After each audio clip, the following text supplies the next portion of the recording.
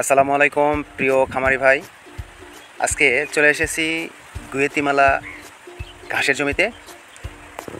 American গুয়েতিমালা ঘাস।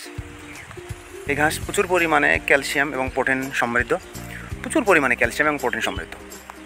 এই ঘাস যদি আপনার গরুকে খাওয়ান তাহলে ওই গরুকে এক্সট্রাভাবে আলাদাভাবে বাহির থেকে যে ক্যালসিয়াম এবং প্রোটিন এবং ভিটামিন আলাদাভাবে যে খাওয়ানোর প্রয়োজন হয় গরুকে মোটা তাজাকরণের জন্য, ওইটা আর প্রয়োজন হবে না।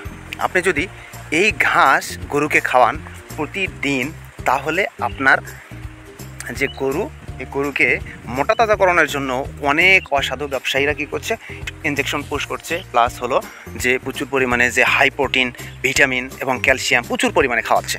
এই খাওয়ানোর ফলে কি হয়, অতি তাড়াতাড়ি গরু মোটা তাজাকরণ মোটা হয়ে যায় এবং প্রচুর পরিমাণে চর্বি ধরে গরুতে।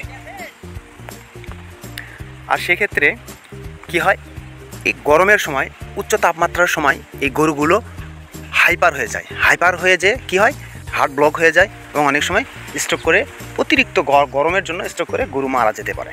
তাই খামারি ভাইদের জন্য খুবই রিকোয়েস্ট আপনাদের জন্য যে আপনাদের শখের গরু, শখের খামার, এই খামারে গরু যদি হঠাৎ করে মারা যায়, হঠাৎ করে স্ট্রোক করে, তাহলে কি হবে, আপনার প্রচুর পরিমাণে ক্ষতি হয়ে যাবে। তাই আপনারা গরুকে বাহির থেকে আলাদাভাবে প্রচুর পরিমাণে ভিটামিন, ক্যালসিয়াম এগুলো না খাওয়ায়, ইনজেকশন পুশ না করে, মোটা তাজাকরণের যে ইনজেকশন রয়েছে, ইনজেকশন না করে যদি এই ঘাস, গুয়েতিমালা ঘাস, এটা যদি প্রতিনিয়ত খাওয়ান, তাহলে আপনার আলাদাভাবে এগুলোর প্রয়োজন হবে না। আপনার গরু ভালো থাকবে, আপনিও ভালো থাকবেন, প্রচুর পরিমাণে আপনি লাভবান হবেন।